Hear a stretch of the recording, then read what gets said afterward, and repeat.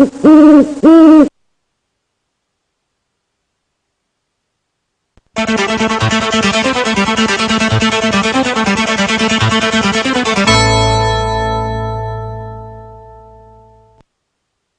aim of this presentation is to review the concepts and planning of river crossing operations.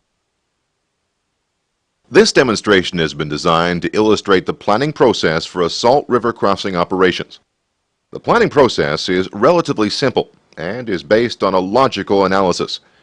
This demonstration will illustrate the sequence of planning to, through, and away from the obstacle, including identification of approaches and ground dominating positions, identification of objectives for the crossing force, identification of the bridgehead line, selection of intermediate objectives, identification of immediate objectives for the assault force, selection of crossing sites, and development of the traffic control plan to control the movement of troops through the obstacle. The scenario is set at the division level and opens with the Blue Force having closed to the near bank of a river obstacle. Hasty crossings were attempted, but were defeated. The Corps Commander is now forced to conduct a deliberate crossing to re-establish the momentum of his eastward advance. His analysis of the ground on the far bank has identified 4 main approaches into what will be his bridgehead area. He has identified that these features dominate these approaches. He has decided to assign the task of breaking out to deal with his next objective to an armored brigade. He has estimated that it will require a minimum of 2 battle groups to lead his advance out of his bridgehead. In summary then, there were 3 main factors which led to the Corps Commander's selection of the bridgehead line. These were: first, the approaches to the bridgehead; second, the ground which dominates these approaches; and finally, the space required to concentrate a 2 battle group breakout force. This is the bridgehead line which he selected. This bridgehead line also meets the criteria of being far enough from the river line to deny enemy direct or observed indirect fire on the river. Having assigned the mission to secure the bridgehead line to one of his subordinate division commanders and set his staff to work coordinating the passage of lines which must occur, the Corps Commander retires to his caravan. The division commander, designated as the commander of the crossing force, requires only the Corps Commander's intention and a general location of the bridgehead line to carry out his own estimate of the ground on the far side of the river. Securing the bridgehead line will be his final objective. He identifies the topographic crests which, if controlled, will deny direct or observed indirect fire on the river. He selects a series of defensible features along this line that will allow him to secure his crossing area. He designates these features intermediate objectives, which he will defend as necessary depending on enemy reaction to his crossing. Controlling these objectives gives the division commander the freedom to operate unopposed throughout the crossing area. He then turns to analysis of the crossing area. He must establish at least 1 crossing site for each of his 2 leading maneuver brigades. To do so, he will attempt to establish 4 sites. He assesses each crossing site as a battle group task.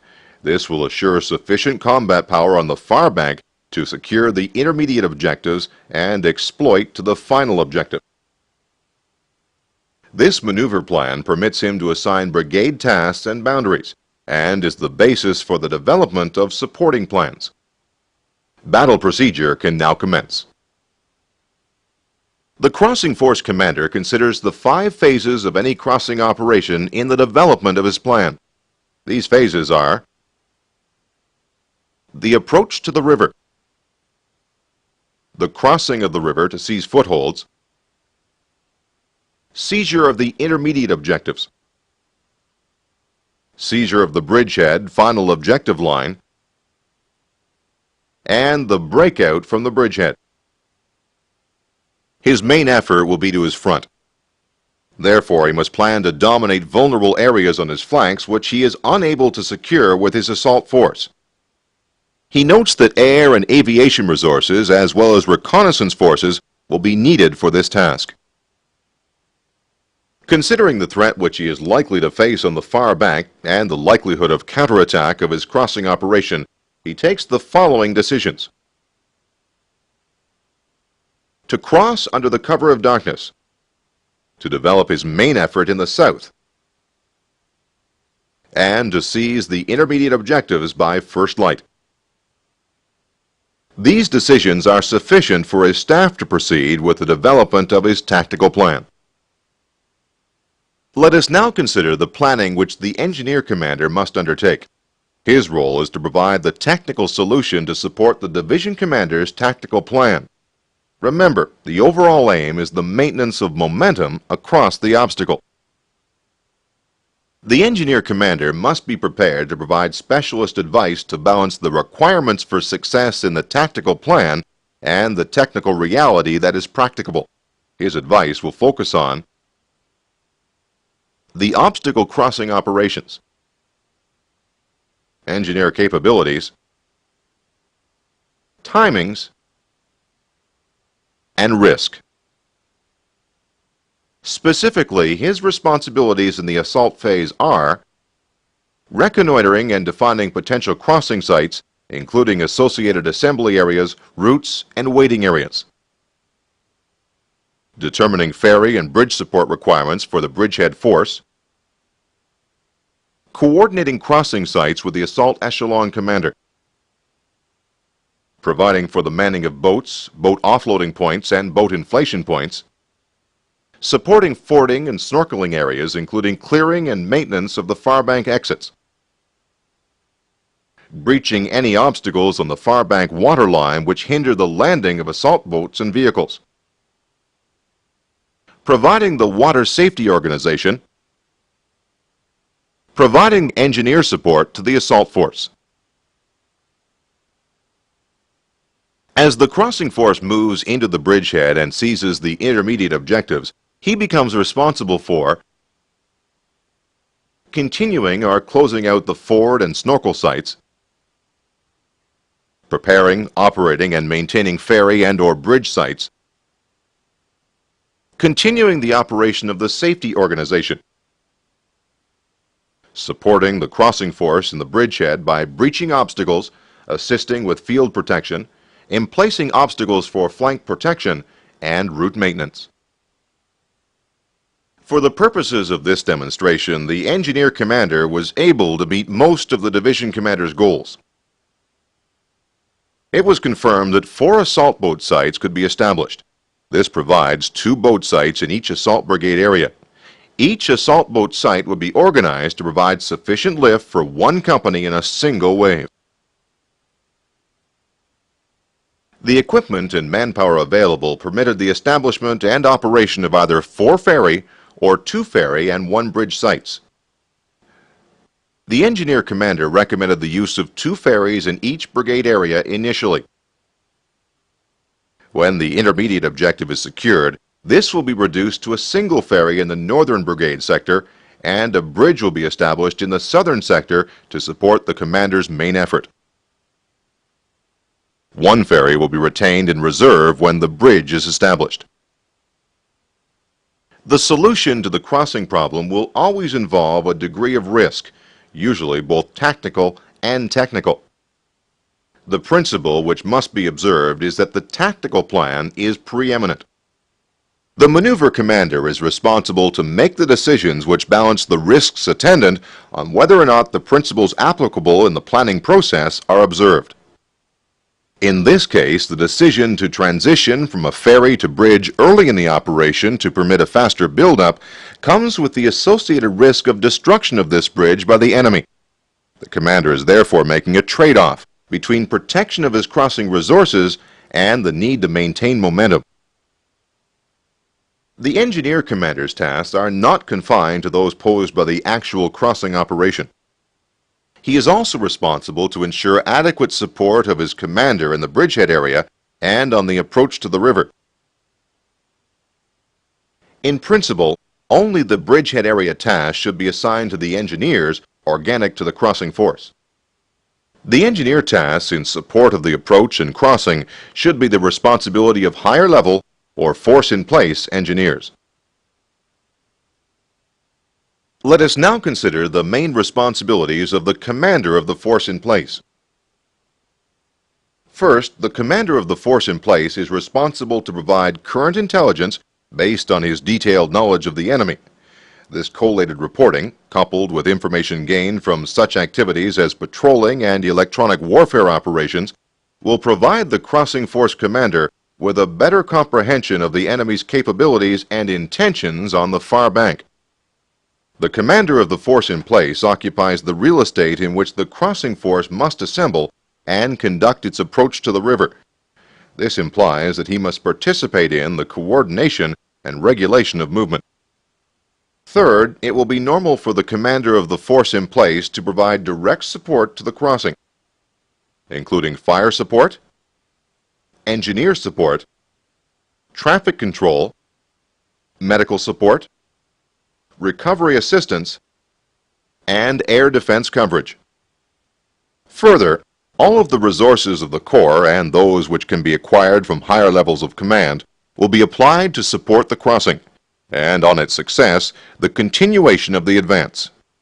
The details of what is to be provided, when and by whom, need to be coordinated to support the crossing operation as efficiently as possible. To this point, we have reviewed the move over the river and operations on the far bank. However, the reality is that the crossing and breakout forces are located well to the rear, out of contact with the forward area. Let us now briefly consider their movement from the rear area to the front. The crossing force and the breakout force must be supported by a coordinated movement plan that maintains the uninterrupted flow of troops and resources in priority from the rear areas and through the obstacle in accordance with the phasing of the tactical plan. This includes allocated areas in which to assemble and prepare for their operations, and traffic control arrangements including road space and assistance in their move to and across the obstacle. The battle groups which will carry out the crossing operation are concentrated some kilometers to the west of the river. Their actual distance from the river is dictated by the following factors: the enemy threat, crowding in the forward area, the availability of suitable assembly areas, and the number and capacity of routes forward. Within the scenario which we have depicted, there is a need for the movement forward, assembly, preparation, and deployment of engineer crossing resources, traffic control, recovery and other support elements, first wave infantry crossing troops, tracked and wheeled vehicles being ferried or crossing on bridges, selected administrative vehicles required on the far bank, and the breakout force. This is a very large number of troops and vehicles. Their movement forward must be carefully regulated by a traffic and flow control organization. They are responsible to prevent congestion, monitor the location of all elements, monitor the condition and trafficability of primary and alternate routes, implement the priority crossing plans, develop alternate plans to minimize the impact of delays, and develop alternate plans to exploit opportunities in the crossing plan and the tactical plan. The aim of this presentation was to illustrate the concepts and planning of river crossing operations at division level. This simple and logical planning process is based on the following sequence of planning: identification of approaches and ground dominating positions, identification of objectives for the crossing force, identification of the bridgehead line, selection of intermediate objectives, identification of immediate objectives for the crossing force, selection of crossing sites, and the development of the traffic control plan to control the movement of troops through the obstacle. Crossing operations support the commander's mission and are not limited to the obstacle itself. Features such as bridgehead lines and objectives are control measures. They represent decision points for the maneuver force. Operations must remain fluid and flexible enough to take advantage of opportunities presented by the enemy's reaction or lack thereof. Control measures must not become ends in themselves, but aids to the pacing of operation. The commander's operational plan is designed to maintain the momentum of the advance through the obstacle. All other plans are subordinate to the accomplishment of this activity.